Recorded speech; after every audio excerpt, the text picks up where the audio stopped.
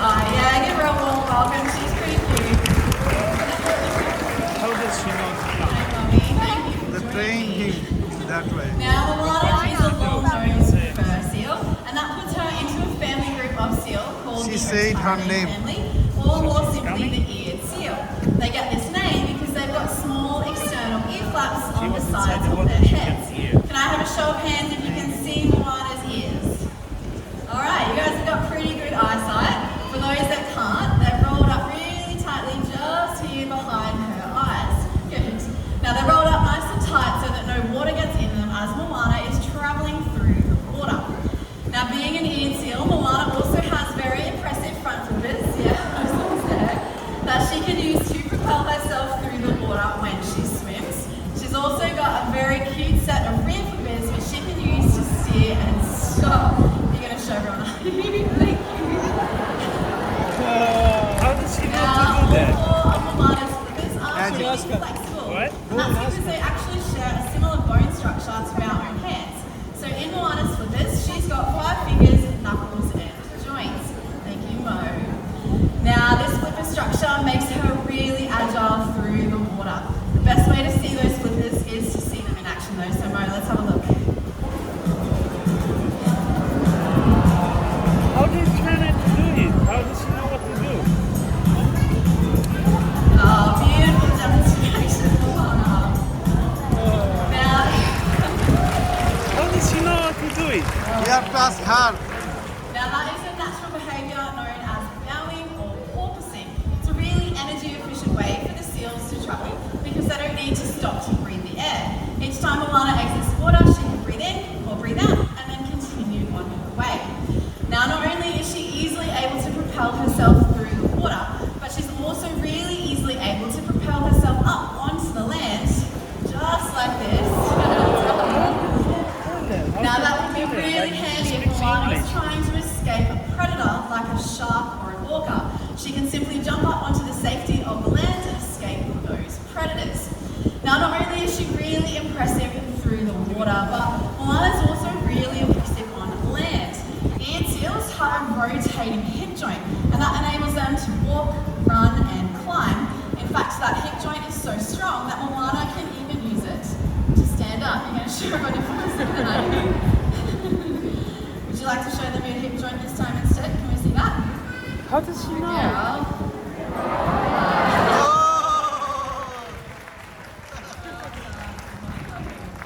Now that hip joint makes these seals really fast on land. Believe it or not, a seal like Moana could outrun you or I over a short distance. And that's why it's really important, if we ever have the lucky opportunity to see a seal like Moana in the wild, we need to give them plenty of space because they can become aggressive if they do feel threatened. Now it's not just their hip joint that's incredibly strong, but also their front flipper and shoulder region. Beautiful demonstration. Now Moana here is a pretty lucky fur seal. She has got a very handsome boyfriend here at Sea Life. His name is Sly. He's going to be joining us very shortly. Now we are in our long-nosed fur seal breeding season at the moment. So these two have been spending a lot of time together. He's fat. Too fat. Now, as you can see, there is a little bit of a difference between the males and the females. Sly here is currently weighing in at 160 kilos, whereas Moana is only weighing in at about 32. Now, not only do they look really different, but they also sound really different as well. So I thought I might let them borrow the microphone. Moana, ladies first, do you want to borrow it? Thank you very much. And we will see you later on. Alright, Sly, get down this bit of fish. Let me grab you some more food. And do you want to come all the way down? And you can borrow the microphone as well. It's too fat. He's a little bit slower moving than Moana, but he is carrying a little bit more weight. Thanks, buddy. Alright, do you want to borrow the microphone? That's quite funny.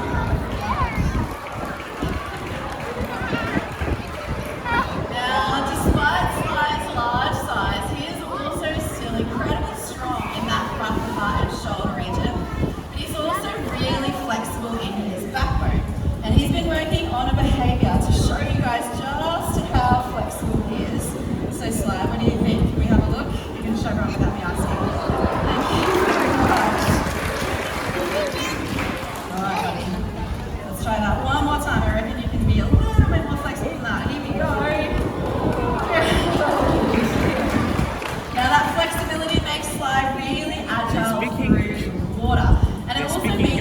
The seal? all over his Yeah, I think so. flippers because they can reach all the way up to That his seal nose. must know Now English. he is a long-nosed fur seal, just like Moana.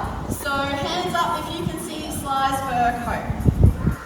Okay, a few hands. It's pretty good. We've got some good eyes out there today. But Sly, for those that can't see, how about we give you a bit of a fur dude? Very handsome. Now pop your hand up if you can see that fur coat. Yeah, that is almost a full stadium. Well done, Sly. Now this fur coat helps to keep Sly nice and warm in the cooler waters because those two layers of fur that he has, they lay down flat against each other when he swims. And that traps a fine layer of air in between, keeping his underlayer of fur completely dry even when he's swimming through the water.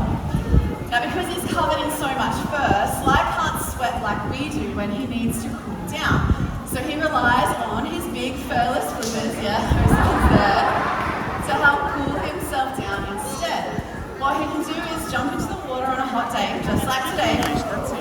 He can hold up those flippers, and what he can do is pump all of his hot blood up into those flippers. The sea breeze will come along and cool that blood down, and then Sly can pump that cool blood back throughout the rest of his body. Now this is a natural behaviour known as sailing or thermoregulation. Well done, Sly, very impressive. Now you've watched me work with seals for a little bit this afternoon, so now I'd like to know if you've worked out how we are communicating. So hands up if you think Sly is listening to the words that I'm saying. Yes. Yeah, cool, a few hands. And hands up if you think he's watching me really closely instead. A few more hands. All right, let's put it to the test. Sly, can you wave hello to everyone? Nothing. But I'm going to give you a fish, and then I'm going to change something about my body. Sly, can you wave hello to everyone? Oh, you're just That's all right. Should we try one more time? Sly, do you think you've got a wave? There we go. So you can see when I drop my hand down beside me, Sly's going to wave to you guys. And he's going to keep waving until I lift my hand back up. That's when he knows and he gets some tasty food.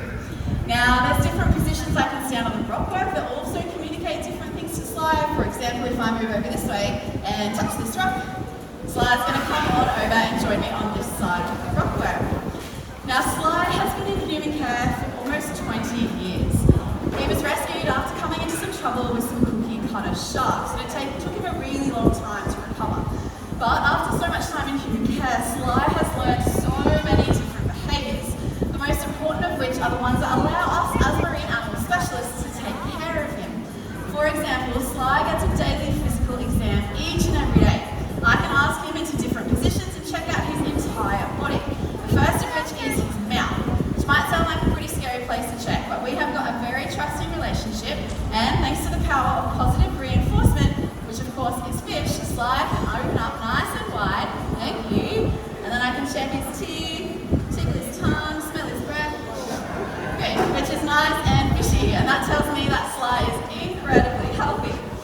Now, he does weigh 160 kilos, but I need to check all over his body as well. So again, thanks to the power of positive reinforcement, Sly and I can work together on this every single day. I can ask him to lay down, thank you, and this way I can check out his whole body down to the most adorable little seal tail you've ever seen. I can also ask him to roll over. Can we see your belly? Good boy. Thank you. And this way I can check his underside as well. Now it is this ability to work with Sly that allows him to be a voluntary participant in his healthcare. He's going to lay nice and still until he hears the magic word. That was a little bit early, Sly. Shall we try again? Good boy. So he'll lay there until he hears the word good. And then he can sit up and get lots of tasty fish to say thank you. Now in these positions we can ultrasound the seals, we can x-ray them, we can even get voluntary blood samples from between the webbing in their rear flippers. Thank you, Sly. Alright buddy, you've done a great job helping me out, but we are going to see you later on because it is time to be joined by Nelson. Yeah, give him a big round of applause. He's had a great job. Now, Nelson that we're about to be joined by, his favourite type of training are what we call high energy behaviours. That's another reason that we train our seals. Not only to care for them medically, but to also make sure that they are staying nice and physically fit while they're in our care. They obviously don't face the same challenges as their wild friends. They're not trying to escape predators and they're not hunting for make sure that they're staying nice and fit and healthy in different ways. Here comes Nelson. So Nelson and I thought we might show you a couple of behaviours that help to keep Nelson nice and fit. All right, Nelly, now I've got that fish down. Let's have a look.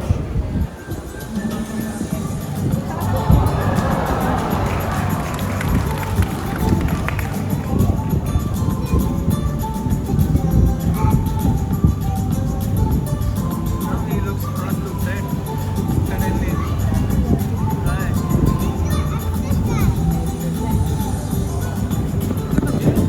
Female one.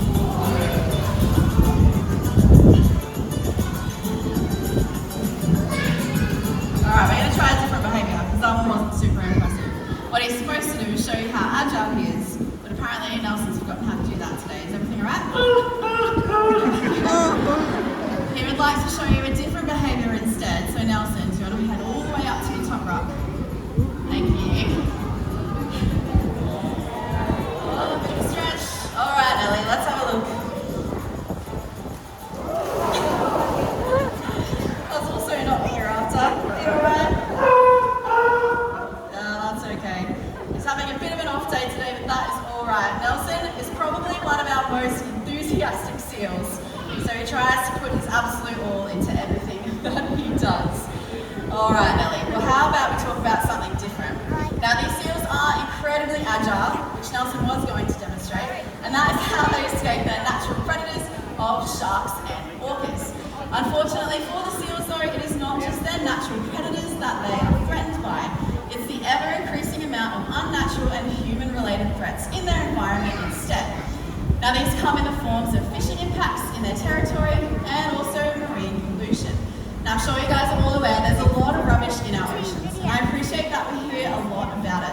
But what we can forget is that about 80% of the rubbish in our oceans has started here on land.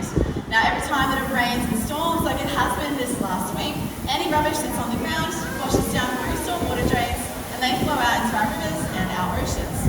Now this is when seals just like Nelson can come across this rubbish. They might become entangled in it, or they might ingest it mistaking it for food. Now the worst types of rubbish are plastics, because once they're created, they never leave the environment. Luckily for us, Nelson sets a really great example at a simple way that we can all help out.